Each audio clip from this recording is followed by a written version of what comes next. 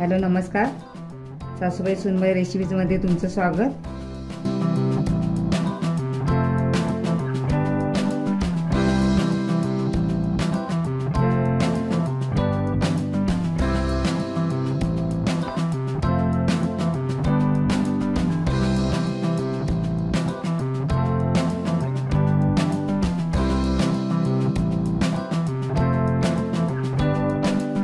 मधल्या वेळेसाठी नाश्ता काय करायचा, कधी तर भूक लागली तर त्यावेळेला काय करायचा अचानकपणे, तर ते मी तुम्हाला आता या गव्हाच्या पिठापासून काय बनवायचं ते मी दाखवणार आहे। तर हे गव्हाचं पीठ घेतलेलं आहे, चाळूनच घेतलेलं आहे। त्यामध्ये चवीप्रमाणे मीठ टाकायचं आहे आणि चवीप्रमाणे साखर टाकायची आहे। यामध्ये आता थोडं थोडं पाणी घालून पीठ काढून घ्यायचं आहे। थोडंसं तेल टाकायचं आहे, एक छोटा चमचा। आता मिक्स करायचं आहे, थोडं थोडं पाणी घालून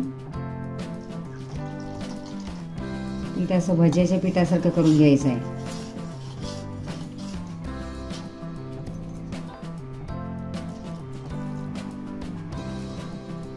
हे मुलांना असं आवडतंय, हे ज्यादा आमच्या तर मुलांना हेच आवडतंय मधल्या वेळेत खाण्यासाठी।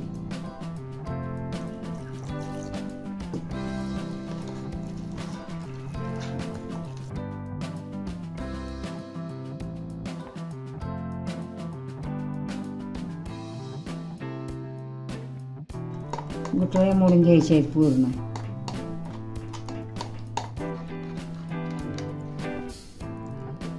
आता पीठ असं भज्यासारखं करायचं आहे। आता सगळ्या गुठळ्या मोडून घेतलेल्या आहेत। आता गॅसवर तवा ठेवायचा आहे।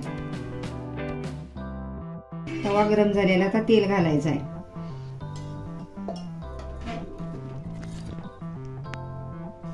त्यामध्ये आता हे पीठ घालायचं आहे।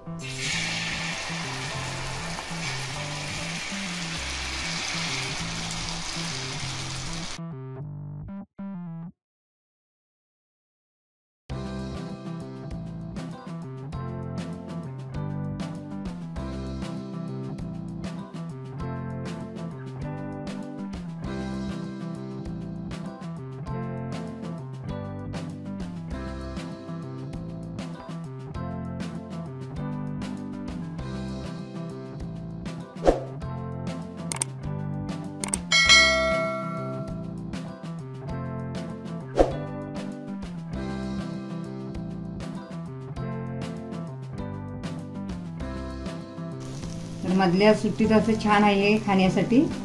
तर ह्याला आमच्याकडे रासोळी म्हणतात, तुमच्याकडे काय म्हणतात ते सांगा।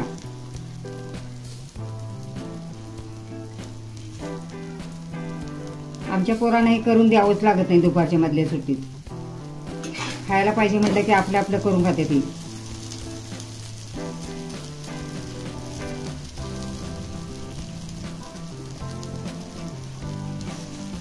आता भाजलेलीच आता काढून घ्यायची आहे।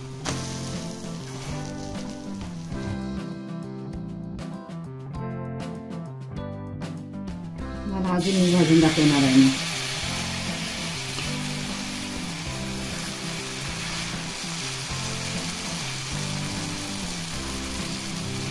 चपात्या करायचं जर कंटाळा आला असता तर असं जरी भाजून खाल्लं तरी पण चालतंय। आमच्याकडे पूर्वी लोक गावाकडे उपवासाला काही भेटायचं नाही, त्यामुळे ही गव्हाची रासोळी भाजून खायची।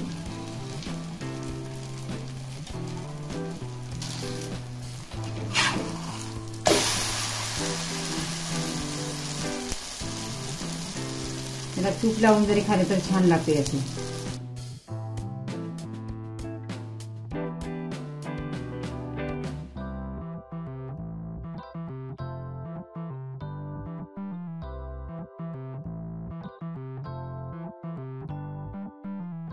मऊ लुसलुशीत अशी रासोळी खाण्यासाठी तयार आहे। तुम्हाला जर चांगली अशी करकरीत पाहिजे असेल तर ती पण तुम्ही जास्त असं उशीर भाजून खाऊ शकता, कुरकुरीत अशी। आम्हाला थोडी मऊच लागते, बिना सोडा बिना इनो अशी मधल्या भुकेसाठी खाण्यासाठी हा नाश्ता छान आहे। तुम्ही पण ह्या पद्धतीने करून बघा आणि ह्याला तुमच्याकडे काय बोलतात ते सांगा कमेंट करून।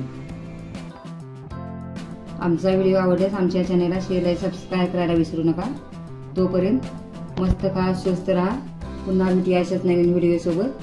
तोपर्यंत धन्यवाद.